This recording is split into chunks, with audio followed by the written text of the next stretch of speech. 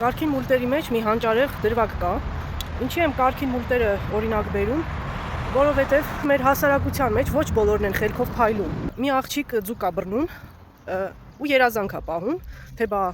ուզում եմ քիթս մեծ լինի, վրեն լիքը գործնուկ եւ այլն։ Հիմա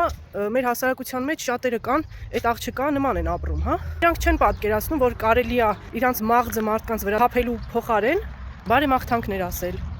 լավ խոսքեր ասել։ Իրանք ոչ թե չեն կարողանում դա անել, այլ ուղղակի իրանք չգիտեն, որ կարելի է նաև տենց։ Իրանց համար այն մարդը, ով վատ բաներից բացի նաև գիտի անել լավ բաներ, իրանց համար այդ մարդը գիժ է։ Սա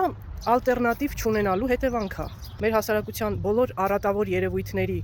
արմատը հենց դա է, ալտերնատիվ չունենալը ու չիմանալը, որ կա ալտերնատիվ։ Կարելի է նաև շնորհքով լինել։ Օրինակ, այս արձանը ինձ հիշեցնում է առասպելական Մեդուզայի եւ Պերսեի կոնֆլիկտը։ Մեդուզան իր համար հանգիստ, իր կղզում նստած վայելում էր ծովի տեսարանը, մեկ էլ ինչ որ տեղից հայտնվում է Պերսեյը թուրը ձեռքին։ Առանց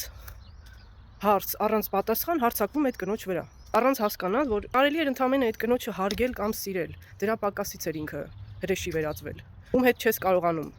համեմատվել, անպայման պիտի իրան նսեմացնես, հաղթես, հա։ Տենց ինչ որ բաներ անես։ Հələ մի կողմ Մեդուզայի անձնական կյանքի տրագեդիան եւ այլն, դե շատ չխորանա։ Չեք պատկերացնի, թե առասպելները ինչքան մեծ դեր ունեն մարդկանց առօրյա կյանքում ու ընդհանրապես ամեն ոլորտում։ Մարդիկ առասպելներով են կառավարվում մինչև այսօր։ Ու դա ցավալի է, այո, շատ ցավալի է, որ մարդը սեփական գանգատուփի միջինը չի կարողանում կառավարի ու ղեկը հանձնում է ինչ որ առասպելաբանների ձեռքը։ Դա արդեն առանձին թեմա է, չեմ ուզում խորանալ շատ այս թեմայով, որովհետև հասկանալու են ընդամենը 1 կամ 2 հոգի։